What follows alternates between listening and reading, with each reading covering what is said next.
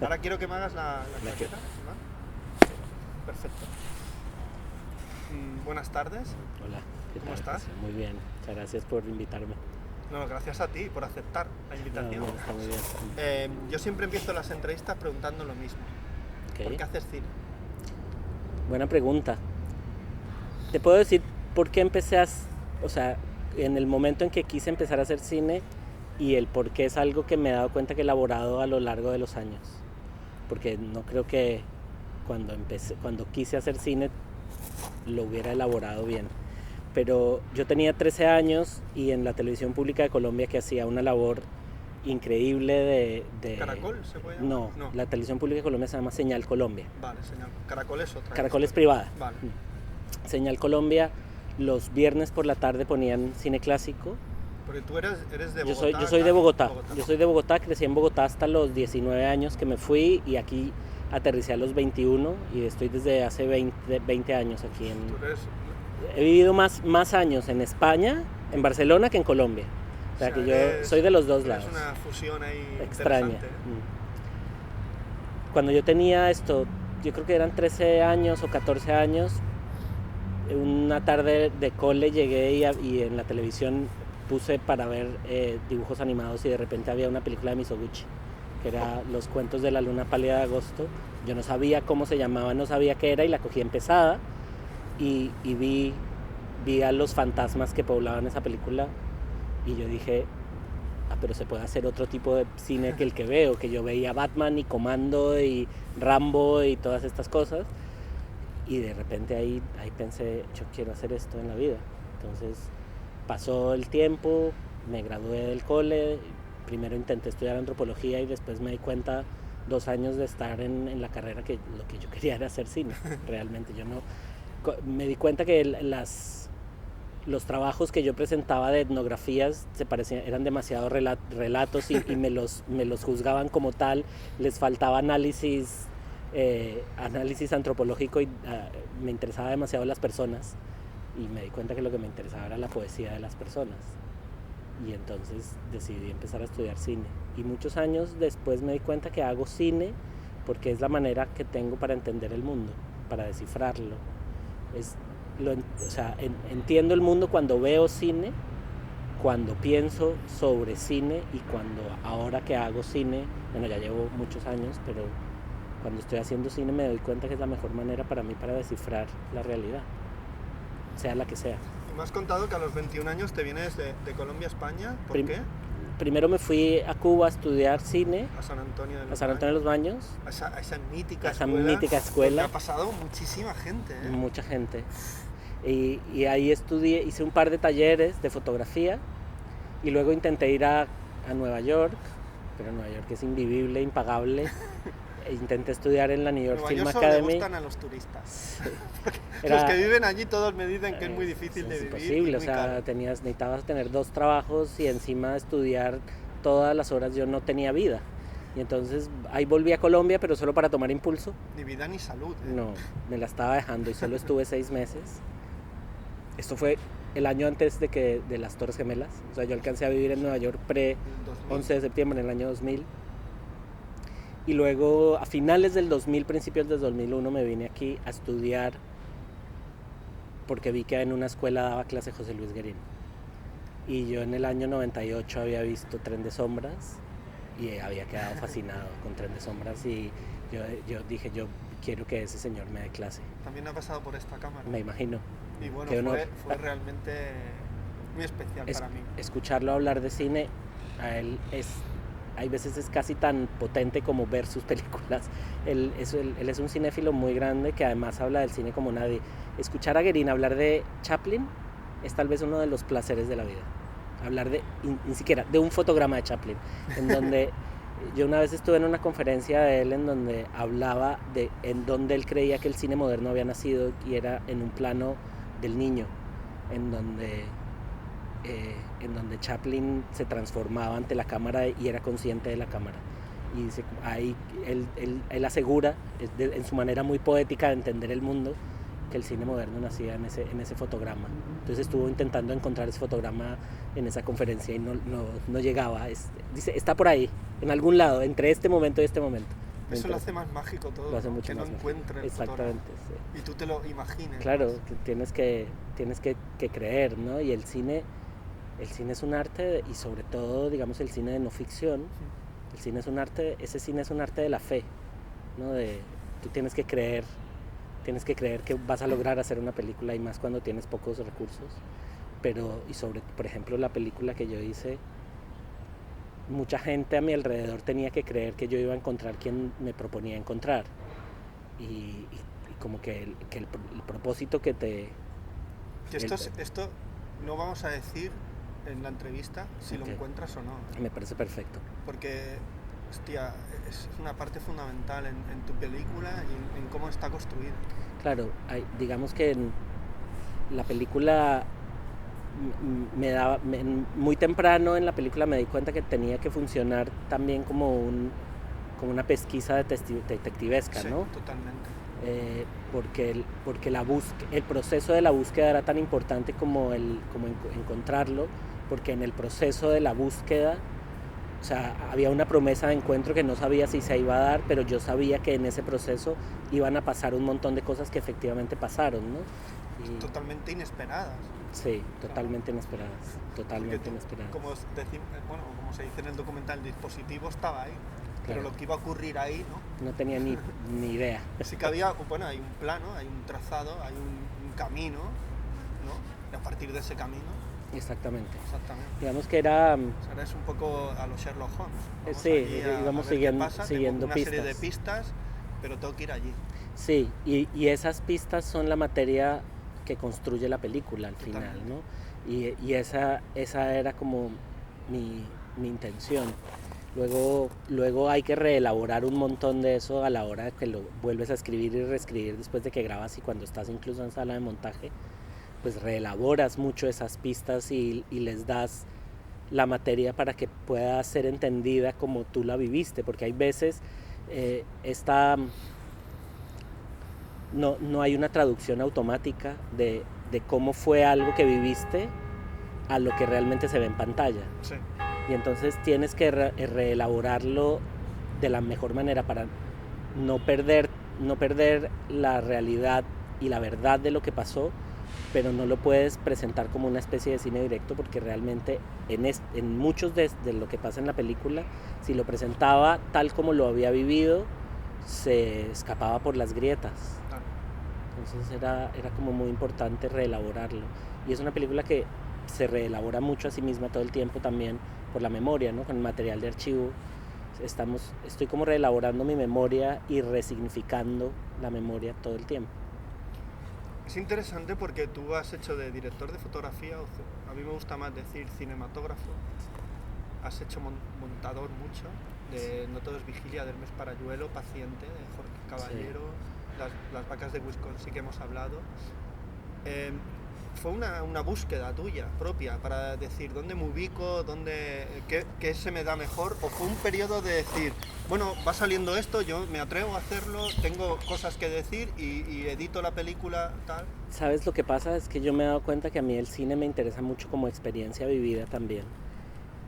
Y hay algo que pasa en el diálogo con otras personas que a mí me hace elaborar. O sea, yo cuando yo estaba montando la película con Hermes o con Jorge, con Hermes, ¿cómo lo conoces? ¿Cómo te estudiamos juntos, y yo ya monté con él su primer mediometraje, su primer cortometraje, que se llama Mina Pan de Azúcar, que es sobre una mina abandonada en el norte de Argentina con la frontera con Bolivia. Lo montamos en tres personas. Y esto, o sea, la experiencia fue muy buena porque realmente el montar era una experiencia constante de diálogo, de reflexionar sobre la materia con la que Hermes había trabajado para reelaborar y reescribir la película. Y ahí fue donde yo me empecé a dar cuenta por primera vez, esto es año 2006 tal vez, que uno en la no ficción construye la película básicamente en la sala de montaje. Uno puede pensarla y proyectarla en la fase de desarrollo y en la fase de rodaje, pero uno puede variarla diametralmente opuesta, llevarla a un camino totalmente opuesto en la sala de montaje. Y eso es algo que aprendí, no de Hermes, sino junto a Hermes. Aprendí cuando empecé a montar con esto. Luego Hermes va y filma su primer largometraje, que es Yatasto, también en Córdoba, en Argentina.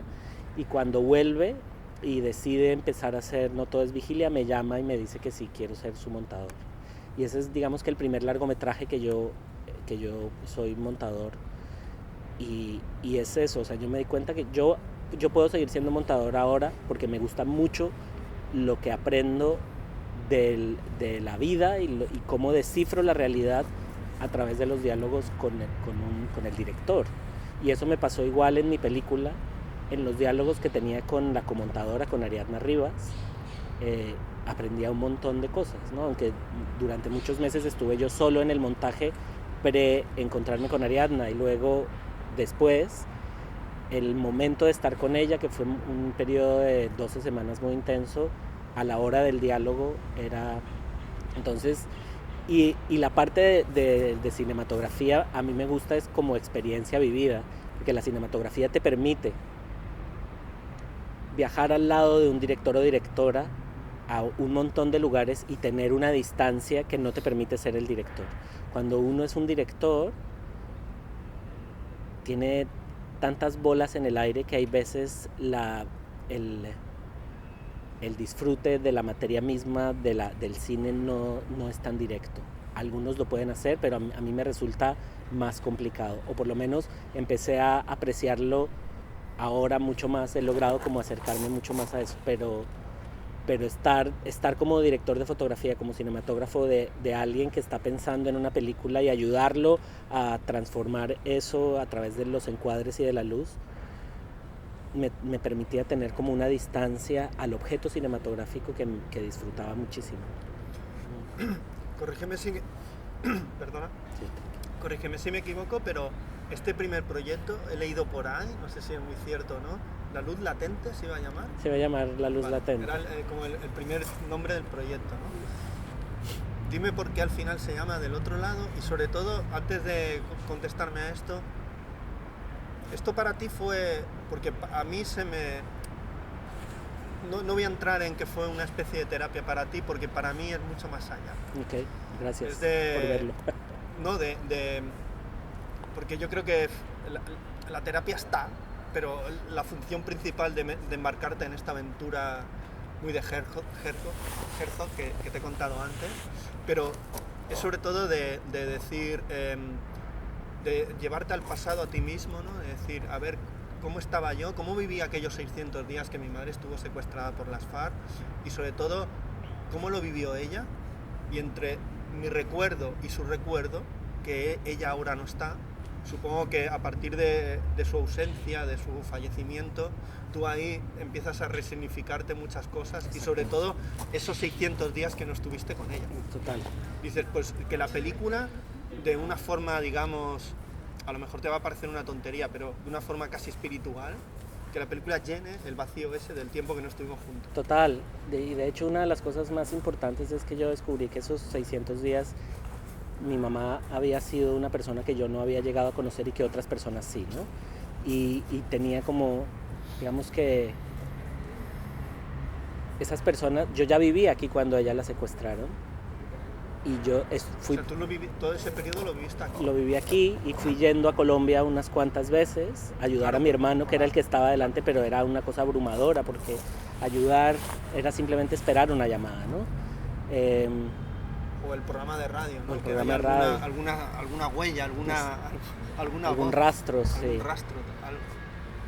Pero Qué duro ese programa de radio. Ese programa de radio a mí me parece, además, es duro para los que fuimos familia e incluso los secuestrados, pero como un diagnóstico de un país muy enfermo, ¿no? Un país que necesita generar un programa de radio para los secuestrados. Significa que tiene muchísimos secuestrados. Muchísimos. Claro, en esa época secuestraban entre 1.000 y 2.000 personas al año en Colombia. Entre el año 96 y el año 2004 es una locura. No lo puedo ni es inconcebible. No, o sea, no lo puedo ni pensar. Es la de gente inconcebible. que me parece... O sea, tú tienes que pensar, tratando hay veces de hacer como comparativos de números de víctimas. Las víctimas de ETA en total se cuentan un poco menos de 1000. Sí, Las víctimas del conflicto colombiano se cuentan 8 millones más o menos. es que se va de cualquier pensamiento. Claro, es que es el conflicto armado más largo del hemisferio occidental. Son 52 años de conflicto, que además es un conflicto que al final, en los últimos 20 y pico años, fue incendiado por el narcotráfico. Y el narcotráfico lo volvió todo peor porque impidió que se pudiera acabar como muchos otros conflictos en América Latina, ¿no? Y entonces, para volver a tu pregunta inicial, que me parece interesante que hayas sacado lo de la luz latente, el proyecto, la primera vez que lo escribí realmente se llamaba 603 días. Y era porque yo quería hacer una exploración sobre esos 603 días que yo no sabía cómo habían sido porque yo no había leído los diarios. Yo sabía que habían sido 603 días, pero yo no había leído esos diarios, entonces yo necesitaba descubrir esos 603 días. Luego...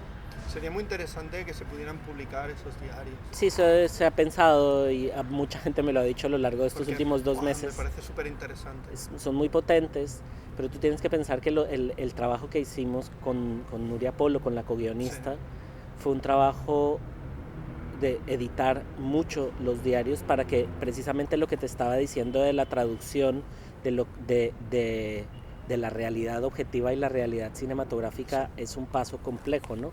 Si yo hubiera puesto... Que la realidad cinematográfica no sea otra cosa que lo realmente vivido, ¿no? Exactamente. O sea, trasladar la vivencia personal al cine. Claro, la manera en que yo leí, por ejemplo, los diarios tienen una cosa que no estaban escritos para que nadie los leyera. Claro. Y entonces... muchas veces tienen digresiones, iteraciones, dudas, tachones, o sea, como cosas que no van a ningún lado. Y si yo hubiera puesto eso exactamente como está en los diarios, en la película, el espectador no hubiera podido sentir lo que yo sentí cuando lo leí por primera vez en los diarios. Entonces lo que hicimos junto con Nuria fue una cosa muy interesante, y es que en la película salen más o menos 10 entradas del diario, pero que en realidad son unas 20 o 30 entradas que nosotros editamos y comprimimos. Nada de lo que se dice en el diario no lo dijo mi mamá. Todo es algo que realmente lo dijo. Pero hay veces una entrada es una compilación de 4 o 5 días diferentes, ¿no?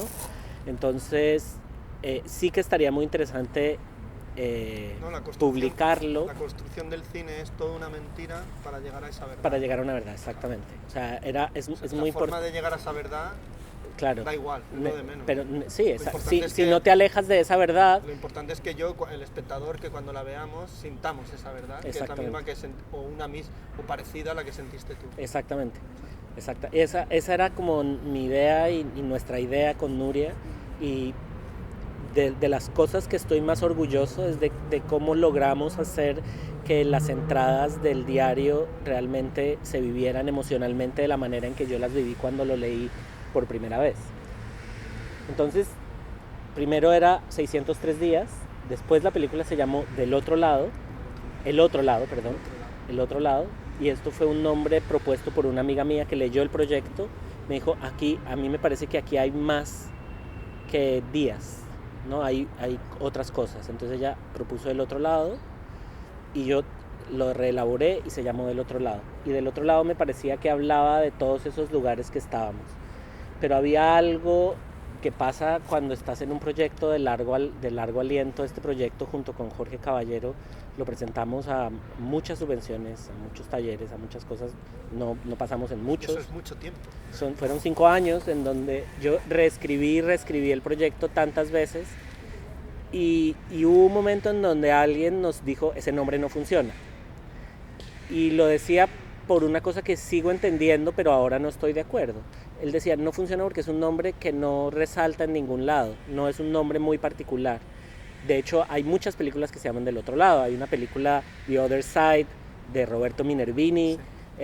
hay Del Otro Côté, una película de Chantal Akerman, hay varias películas que se llaman Del Otro Lado, libros que se llaman Del Otro Lado, hay como muchos nombres de Del Otro Lado. Y entonces yo... Pues para no funcionar hay muchas cosas Exactamente, que se llaman así. eso es una muy buena manera de verlo, ¿no? Eso es una muy buena manera de verlo, pero sí es cierto que la película de Minervini tiene apenas 3 años o así, entonces era como muy reciente. Yo soy muy fan de Minervini, pero... Sí, pero yo vi Low, aquella Bajo Marea, ¿no? Bajo Marea. Con el niño, la madre que pasa de... Sí, a mí la que más me gusta es Stop the Pounding Heart, Vale. que es increíble. Pero... Entonces, pensando en esto, con Jorge, digamos, nos propusimos intentamos encontrar un... Y entonces, ¿qué pasó? Pasó que yo desde mucho tiempo antes, no antes de la película, sino cuando ya la estaba haciendo, estaba pensando en la poesía que sale al principio de Adrienne Rich, que se llama Diving into the Wreck, como explorando el naufragio. Y en explorar el naufragio se habla de unas linternas que casualmente yo había rodado ya con linternas, porque a mí había algo de la búsqueda en la oscuridad que me llamaba mucho la atención.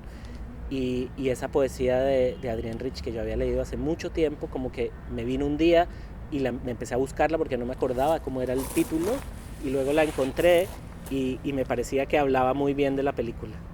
Pues en esa poesía se hablaba de la luz y empecé a hablar, y entonces yo empecé a pensar qué es lo que estoy buscando yo en esa resignificación, y entonces pensaba qué es lo que queda del dolor, y me puse a pensar en algo que latía por debajo de la oscuridad, y que lo que latía era algo luminoso, era amor, el amor que mi mamá había sentido y que había recibido durante su secuestro, que era algo que dentro de un lugar muy oscuro era muy potente. Entonces le cambié el nombre a La Luz Latente durante un momento, y creo que habla muy bien de lo que es, pero es menos polisémico que Del Otro Lado. Entonces en un momento decidí volver a Del Otro Lado, porque Del Otro Lado habla de muchas más cosas que La Luz Latente. La Luz Latente habla de uno de los temas que me interesan en la película, pero Del Otro Lado habla de todo lo que sentimos todos en todos lados. Lo que vivió mi mamá de ese lado, lo que estábamos viviendo nosotros a la hora de esperar la llamada, quién está en ese final de la búsqueda que yo empiezo a hacer, ¿no? Esa persona que aparece en el diario de mi mamá, que es el guerrillero que la cuidó y con el que tuvo esta relación cercana. Me empecé a dar cuenta que Del Otro Lado hablaba de muchos lados y que era como muy polisémico, entonces decidí volver al título. Y ahora estoy muy contento. Creo que La Luz Latente es un buen título, me gusta, pero es un título un poco más críptico, Sí. digamos. Más literario, más de libro, ¿no? Sí, Quizá. sí. Más cercano a la poesía de Adrienne Rich. ¿Cómo se toma tu familia? Porque tu hermano aparece en la película, te acompaña a este viaje interior, físico, emocional, a este laberinto sin fin. Que a veces es como un bucle, parecéis que estáis siempre en el mismo sitio, como acampados. Porque la selva, la jungla es muy parecida a todo, ¿no? Claro, no, Y la humedad y toda la densidad, ¿no? Y todo el pasado que ahí se encuentra, ¿no? Que en el fondo parecéis dos desenterradores, ¿no? Estáis buscando un agujero, ¿no? Y desenterrarlo, ¿no? Para que haya un poco de luz. Pero ¿cómo se lo propones a tu familia esto, que vas a hacer esto? ¿Cómo se lo toman? Y pues, por ejemplo tu hermano, ¿por qué decide acompañarte? Y tú decides que tu hermano va a ser coprotagonista contigo. Yo tuve muchísima suerte con mi hermano. Mi hermano y yo y el resto de mi familia no habíamos hablado del tema del secuestro de mi mamá en los 12 años desde que la habían liberado. Digamos que lo que habíamos hablado era algo muy... Lo que es el dolor, ¿eh? Lo que hace el dolor, exacto. Lo que habíamos hablado era siempre todo muy superficial. Muy superficial, incluso con una distancia irónica algunas veces. Para protegerse. Para protegerse. Dolor. De hecho, en el fondo es un error. Claro, pero te digo, incluso mi mamá... Cuanto más se hable, mejor. Incluso mi mamá hablaba de su secuestro como un safari. Ella usaba esta... Era un viaje para total, ella, pero turismo, necesitaba ponerlo claro, con esa distancia para no pronunciar la palabra secuestro. Entonces ella decía, cuando yo estaba en mi safari y yo muchos años después me di cuenta que eso mismo hacíamos nosotros sin hablar, como que pasábamos siempre de puntillas de eso. Entonces, después de que mi mamá se muere, ella se muere en el 2012, empiezan a pasar los años en donde los diálogos van avanzando hasta que en el 2016 se firman los acuerdos de paz. Yo en el momento en que decido ir a La buscar, historia te empujó. básicamente, digamos que yo paré de hacer otro proyecto que tenía entre manos, también familiar, porque Es que la familia, sí, de la familia hay que hablar. de la familia hay que hablar. Y sobre todo los que son de esa familia. Sí. Digamos que mi familia siempre a mí, cuando antes te explicaba que el cine lo entiendo como una manera de descifrar la realidad, yo siento que la realidad a nosotros se nos ha presentado de una manera muy compleja. Mi hermana desapareció en el año 85 en la avalancha de Armeno, que fue una erupción volcánica que hubo en Colombia. Que no hizo una película. ¿No hay una película de ese tema? Está Amazona, que habla un poco de eso. De Rubén Mendoza. Rubén Mendoza, el Valle. Vale, porque Rubén Mendoza vino al máster de Jorge, de UAB, sí. Y ahí pues exactamente. Sí. Él exactamente. Vale. Rubén hizo una película sobre eso. Sí, que estaba muy bien, que estaban sentados y hablando a la cámara, que eran testimonios todos. Claro. Y entonces yo estaba haciendo una película sobre eso y digamos que la paré, y entonces siempre he sentido que la realidad como que se nos ha presentado adelante para ser descifrada. ¿Qué tan presentes son las ausencias de gente cercana? Totalmente. Y además, digamos que ahora que me preguntabas de por qué hacía cine, hay una cosa que es muy particular, y es que te di primero mi razón de infancia, luego la razón que he ido elaborando de adulto. La razón más racional, ¿no? Pero luego hay una razón más de psicoanalista, y es que mi hermana hacía cine. Entonces mi hermana desapareció y nunca terminó la película que estaba haciendo, y entonces un psicoanalista me diría: tú haces cine porque quieres encontrar a tu hermana de alguna manera. O acabar la película. Exactamente. Pero bueno, esa realidad que se nos presenta, pasaron los años. ¿Y no se habla en la peli de Rubén del caso de tu hermana? No, se hablan de muchos casos, pero el caso de mi hermana no se habla. Lo de Guarnizo a mí me suena de algo. ¿Sí? Antes de ti, no sé por qué. Y no sé de dónde viene. En Amazona, ¿tuviste Amazona? ¿Te suena Amazona? Es un documental de Claire Weisskopf y Nicolás Van Hemmelreich. No. Bueno, Amazona sí, tanto que lo vi, que vino al Docs Barcelona. Sí, y vino ella y Nicolás, el marido. Exactamente. Que es como holandés, me parece. Los dos son colombianos, vale, pero de familia belga y de familia inglesa. Vale, sí. Sí, Amazona. Pues en Amazona se habla de mi hermana. Vale, pues entonces era de ahí. Porque también era la hermana de mi hermana, mi hermana era media hermana de Claire Weisskopf. Yo grabé la presentación de ella. Sí. Pues bueno, ahí yo creo que tal vez ahí te suena, porque ahí se habla de mi padre y de mi hermana. Que ella era la relación con su madre, que era muy difícil, muy complicada. Exactamente. Ella está embarazada y va allí que la madre vive en medio de la selva, que es muy hippie, que tenía un montón de historias. Exactamente. Sí. Pues ella es parte de mi familia y por eso yo creo que te suena. O sea que ya tienes familia. Hay familia cinematográfica, sí. Ya somos una saga. Pero lo que me parece curioso es que luego de todo esto, cuando yo decido como internarme en los diarios, y cuando empiezo a leer los diarios y descubro esta relación, descubro estas dos cosas, ¿no? La relación que mi mamá tiene con ese guerrillero, y además que en los diarios se podía seguir como una especie de mapa los primeros días. Yo digo, yo tengo que ir a ese lugar. Los 5 primeros días. Digo, yo tengo que ir a ese lugar, porque me daba la impresión que la lectura más recorrer el espacio que mi mamá había recorrido me iba a ayudar a entenderla mejor. Y entonces mi hermano estaba de visita aquí en el verano del 2017, y fuimos a una piscina con mi hijo Bruno, que tenía en esa época 2 años. Mi hijo estaba intentando no ahogarse en la piscina, y en ese momento yo le propuse a mi hermano, le dije: quiero hacer esta película de los diarios de mi mamá, quiero encontrar, tal vez buscar a este guerrillero. Yo le había hablado un poco. ¿Espera ahora? Sí, bueno, okay. Puedes volver a hacerla aquí. Vale. Bueno, volvemos al verano del 2017. El verano del 2017 estábamos juntos y estábamos en esta piscina, y entonces yo le dije a mi hermano: como te dije antes, esto es algo que no habíamos hablado nunca. Y entonces Y vais a hablar en Barcelona. Además, exactamente, en Barcelona. Él me estaba visitando. Cuando estáis relajados, ¿no? Y yo le digo, ¿qué le parece? Yo le voy a hacer esta película y voy a ir al lugar donde la secuestraron, al Guainía. Y le dije, ¿quiere ir conmigo? Y antes de terminar la frase, él me dijo, sí, claro que sí, yo también quiero ir. Y en ese momento me di cuenta de dos cosas que parecía una tontería, pero me di cuenta de que mi hermano tenía mucha necesidad emocional también, y que lo que yo pensaba que solo me tocaba a mí, que este dolor que yo sentía que había guardado durante tanto tiempo, no solamente me pasaba a mí, que es que uno suele ser muy egoísta con los dolores y uno cree que el dolor de uno es el dolor más grande que existe.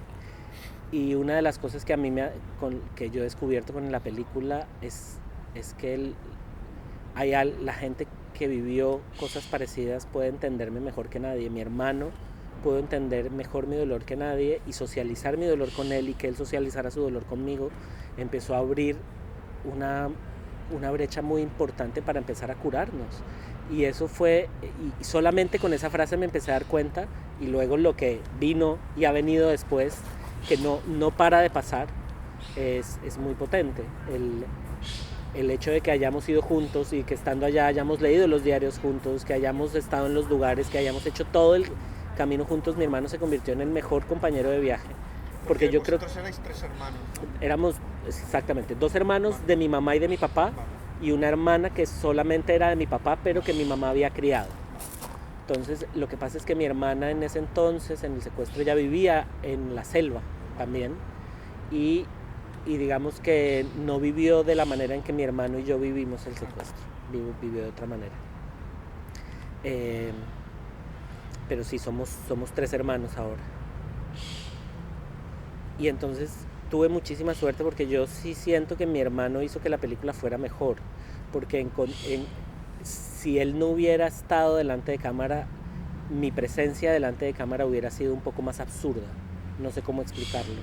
Él funciona. Es que ahora te iba a preguntar eso. ¿En qué momento decides en que tú tienes que estar, que se te tiene que ver a ti? Muy al principio, y es precisamente porque mi hermano me dijo que sí. De hecho, es una decisión complicada, ¿no? Porque dicen, a ver si voy a avasallar demasiado mi presencia y el tema va a quedar un poco soterrado. Exactamente. Claro. Yo no quería hacer una película egoísta, pero no podía evitarme estar dentro. Y fue una decisión, digamos, ética. En el momento en que yo decido que voy a empezar a buscar personas y que voy a empezar a hablar con personas para que se desnuden emocionalmente ante la cámara que yo iba a poner. Y tú ya te desnudas con ellos, ¿no? Exactamente. Bueno, emocionalmente. Entonces yo sentía que si yo estaba protegido por el objetivo, iba a haber una relación de poder que yo sentía que no iba a ser justa con estas personas, y menos con mi hermano y con mi hermana y con mis sobrinos. Yo necesitaba estar ahí para que ellos también se dieran cuenta que yo estaba viviendo de la misma manera que ellos estaban viviendo, y que podían hablar conmigo y hablar entre ellos. Entonces yo creo que la comida que se hace y que sale en la película, sí, totalmente, que ahí estáis hablando. Ahí estamos hablando, y esa es la primera vez que hablamos como familia del tema del secuestro de mi mamá en 13 años. Eso para mí fue muy, muy potente, porque fueron 3 horas de grabación a 3 cámaras, todos tenían... Sí, te iba a decir, hay más de una cámara, ¿eh? Hay 3 cámaras. Están como en un triángulo. Trianguladas. Sí. Hay 2 cámaras fijas y una cámara central con un operador de cámara que se mueve. O sea, que tú sabías que en esa comida iban a pasar cosas. Yo sabía, estaba seguro. Y tú pusiste el plus, ¿no? Voy a hablar de esto. Y exactamente. Ocurre, ¿no? Exactamente. Eso sí que es cine directo, total. Ahí sí era cine directo, pero digamos que eso es algo que aprendí de Guérin. Lo más ficcionado de la peli, ¿no? A lo mejor. O lo más pautado, ¿no? No creas, hay otras cosas que estaban muy pautadas, por ejemplo. Pero en esta se evidencia más. En esta es donde más se evidencia, pero por ejemplo la conversación que tenemos mi hermano y yo enfrente de la fogata en la selva. Sí.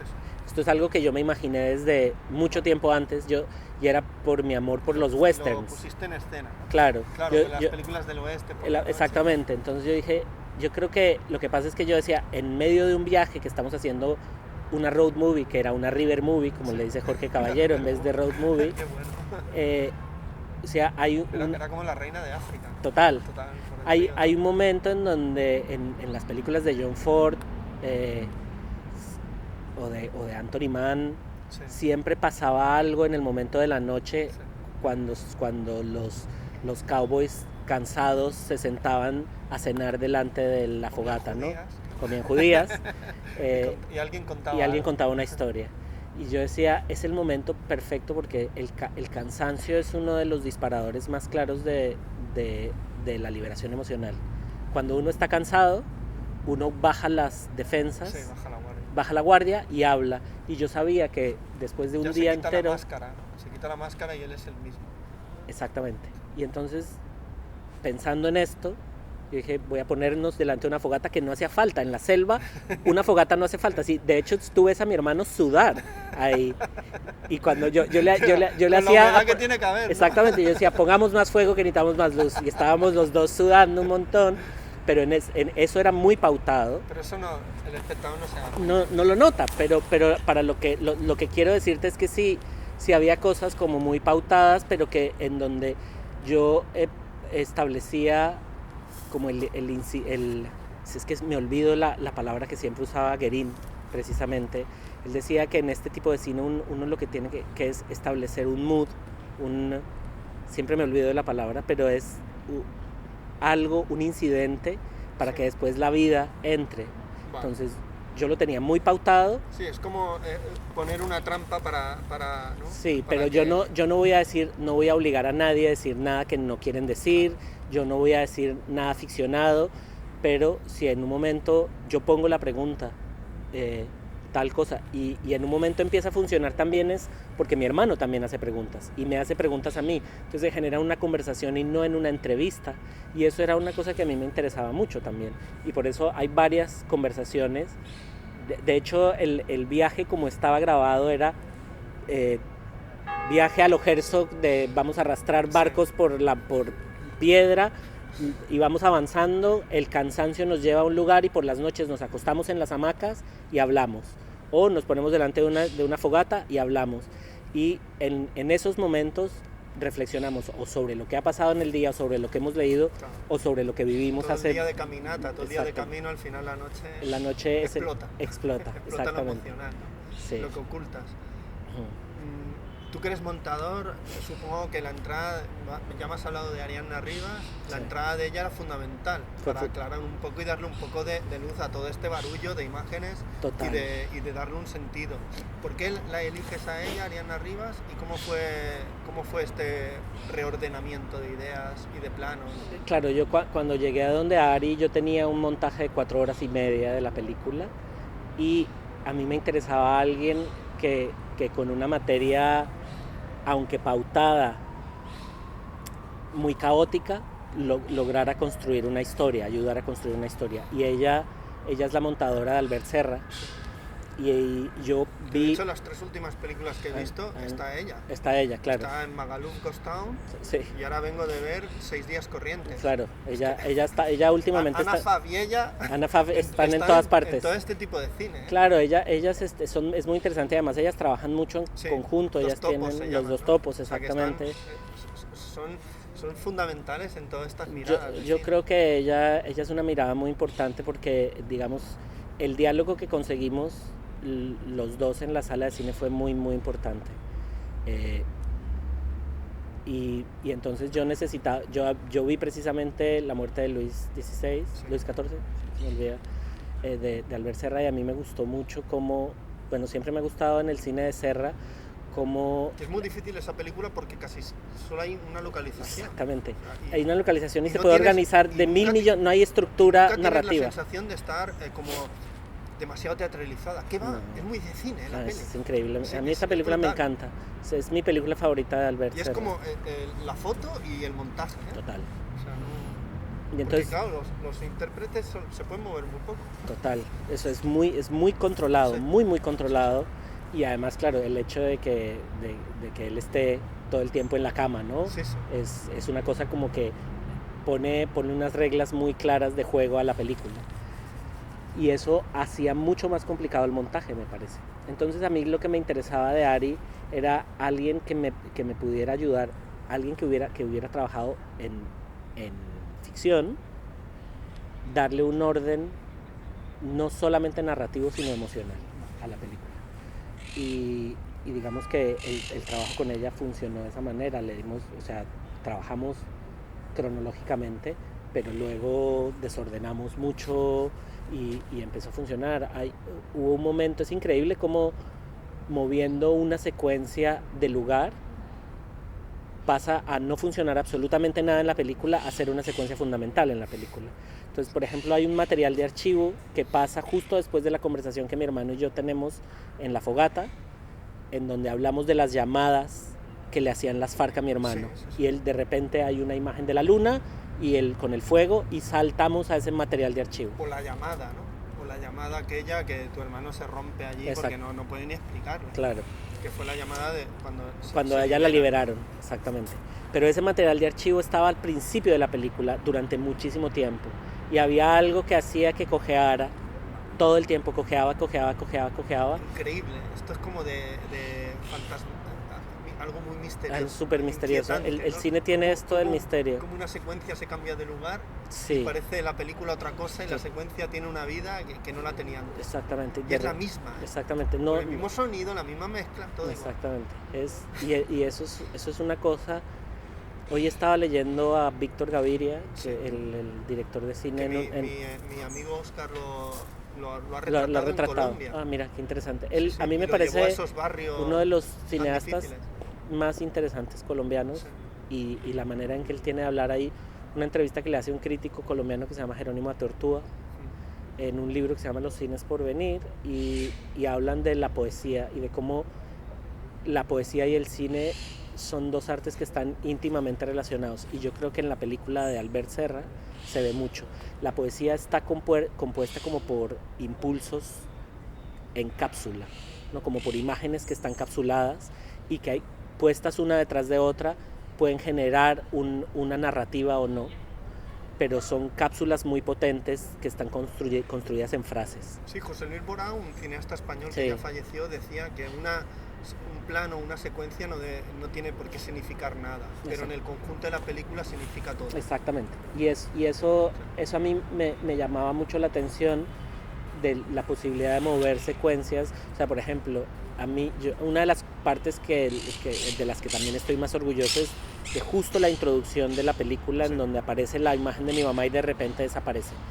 Esa imagen puede que signifique algo, pero desprovista de todo lo demás y desprovista del contexto, es una imagen de una mujer que desaparece de una silla. Pero como impulso creativo detrás de las otras, de todas las que le sigue, esa imagen de la silla vacía va adquiriendo un peso emocional cada vez más potente. Porque vosotros con la película, tanto tú como el principal responsable de la película y tu hermano que te acompaña en este proceso, queréis llenar esa silla. De alguna manera, sí, totalmente. De alguna manera hay que llenarla. Totalmente. De hecho, que esto sí que podemos hablarlo, ¿no? Los últimos planos de la película, con tu madre cantando, con tu hija o con la hija de la hija de mi hermano, sí. Adquiere un significado brutal, porque no queremos recordarte con tristeza, sino con alegría. Exacto, eso es exactamente lo que yo quería, y por eso escogí casi todos los planos. Lo he entendido así, ¿eh? Perfecto, porque de hecho hacemos la película para recordarte con alegría, porque tú eres una persona con una vitalidad abrumadora. Sí, exactamente. Porque se le ve una persona vitalista sí, al máximo. Total. Esa es la mejor manera de describirla a ella, vitalista. A ella, una vez le preguntaron a ella cómo se definía, y ella dijo, yo me defino como parrandera y amorosa. y eso es súper vital. Parranda, o sea, parranda, o sea, fiestera y amorosa. Y ella era la que nos acostaba a todos en las fiestas, porque era muy parrandera y al mismo tiempo tenía un amor tan grande que traspasaba un montón de cosas. La película se presenta en ITFA. Se hace la semana pasada. Vaya lugar para presentar esta película. Además, estuvisteis allí con el proyecto, ¿no? Sí, estuvimos en el proyecto. De hecho, ganamos un par de subvenciones del Berta Fond de ITFA de desarrollo y de postproducción, y luego la invitaron a ITFA Academy. Y ahora, este año, nos invitaron a la sección Best of Fest, de mejores festivales del año. Porque ya habíamos estrenado en Hot Dogs. ¿En Hot Dogs? Estrenamos en Hot Dogs. Así? Fue muy importante Pero es este que Hot Dogs. son los grandes Son festivales los, del cine son de los no del ficción. cine de no ficción. Luego estuvimos en Es que Málaga, en Málaga. que Bueno, ganamos un ha par de tenido premios. un recorrido muy importante. Sí, Y la hemos y la estado gente muy como... contentos. Pues mira, ha Porque sido... pues, a ti no te pregunto, ya se te ven los ojos y en la mirada, pero la gente cómo reacciona, ¿qué te pregunta en los coloquios? Pues fíjate que cambia lo que me preguntan en Colombia y por fuera. Los forasteros que preguntamos. Varias cosas. A los forasteros les interesa mucho saber si yo tengo o no tengo contacto con el otro protagonista de la película. Vale, Después que no de podemos hacerla, desvelar que no podemos si al decir. final encuentras o no a la persona que buscas. Pero Y ¿qué otras cosas les interesa? hay una cosa que les interesa mucho y eso es una de las cosas que me pareció interesante que empezó a pasar en Hot Dogs con una mujer canadiense y luego se ha ido repitiendo en otros lugares. A ellos les interesa mucho la expresión de nueva masculinidad que hay en la película, es decir, que haya unos hombres grandes, porque mi hermano y yo no somos grandes, gordos, que no tenemos miedo a expresar nuestros sentimientos y a llorar delante de cámara de una manera como muy, muy libre. Ven eso, ven mucho una película de homenaje a la madre y en la relación con la madre y la búsqueda de la madre. A mí me gustó mucho una cosa que escribió Luis Martínez del Mundo. Sí. Él dijo que la película era un viaje a la selva, al corazón de la selva, pero también un viaje que es como a la madre misma. Entonces que en la búsqueda de alguna manera. Y a mí me llamaba mucho la atención. Y luego hablando con Jorge y con otra gente, por algo que pasa en los últimos 20-30 minutos de la película, y eso es algo que ha pasado en el extranjero, empiezan a ver como una redefinición de una relación materno-filial. Sí. Entonces fuera de Colombia empieza a pasar eso muy interesante. Y me ha pasado también una cosa, digamos que más anecdótica, pero muy bonita también. Estuve presentando la película en un festival de Logroño, se llama Cuéntalo, que es un festival de escrituras narrativas, sí. Pero que ahora están abriéndolo como al cine también. Y fuimos a presentar la película a un instituto de artes. La mayoría de estudiantes eran chicas y una cosa que me dijeron que me pareció muy interesante, me dijo, dicen, nosotros no sabemos nada de la historia de Colombia y parece que necesitamos, y me di cuenta que estaban como ávidas de saber, ¿no? O sea, nosotros no sabíamos primero que esto pasaba en otro lugar, muchachas de 16 y 17 años, y que estaban muy sorprendidas que además de que pasara, hubiera alguien que pudiera resignificarlo y irse hacia la reconciliación. Y entonces eso es algo que también se ha repetido de ciertas maneras en los coloquios. Por ejemplo, la semana antepasada en el estreno de La Alternativa, que fue muy bonito, claro, yo vivo aquí en Barcelona y fueron 300 personas, de las cuales muchas eran... Sí, se llenó. Eres como un rockstar. Me sentí un poco así, porque al día anterior había estado justo en la película de Libertad de Clara Roquet, sí. Y la película no trajo tanta gente como trajo la mía. Seguramente porque ellos están esperando llevar más gente a salas, lo que sea, ¿no? Pero para mí era como... Es que hay muchos colombianos en Barcelona. Había muchos colombianos, pero no creas, había mucha gente de aquí que son también... Yo llevo muchos años aquí y mis relaciones se han extendido mucho más allá que de la comunidad latina. Pero la sensación de comprensión sobre el perdón y la reconciliación es algo que me parece que ha atravesado en casi todos los coloquios desde que presentamos la película en abril, y eso ha sido muy bonito. Sí, ahora te iba a decir lo de perdonar y perdonarse. Sí, eso es una cosa que no se estila mucho en el mundo que vivimos hoy en día. Y hay fíjate más rencor que perdón. Total. Y en Colombia es algo que yo creo que ha sido uno de los principales motores para que la guerra no se termine. Es decir, no ser capaz de salir del odio y del rencor y de la venganza, de ¿no? bucle de dolor infinito. Sí, yo creo que hay mucha gente que ha intentado romper ese bucle infinito, y yo no me arrojo en ningún lugar primordial en esto, pero sí sé que la película intenta romper eso. Tú te has ido, y ahora haciendo un símil fácil, al otro lado. Al otro lado, exactamente. Pero una de las cosas que pasó en Colombia, y que, no, más que pasó en Colombia, quiero hablar primero de una cosa que pasó en la película porque es muy importante. Al final de la película mucha gente me ha preguntado también por fuera si yo realmente he perdonado. ¿Y en qué momento perdoné? Vale. Si yo he perdonado a los captores de mi mamá. Sí. Y yo les digo que pasó una cosa muy curiosa, que solamente pasó gracias a que yo hice la película. Y es que yo empecé a perdonar cuando empecé a conocer a mi mamá. Entonces yo empecé a leer los diarios, fui al lugar, empecé a hablar con mi hermano y empecé a sentir el perdón. Y entonces me di cuenta en ese momento que el perdón es algo que yo no le daba a nadie, sino que me daba a mí mismo. Y cuando sentí que había perdonado, me quité una montaña de los hombros. Total. Y eso me hizo mejor persona. O sea, suena prepotente, pero no lo es. Realmente... No, es todo de tu proceso, ¿no? Sí. También. Y la película, el final, el presentar la película, que la vean otros ojos, también forma parte de ese proceso. Total.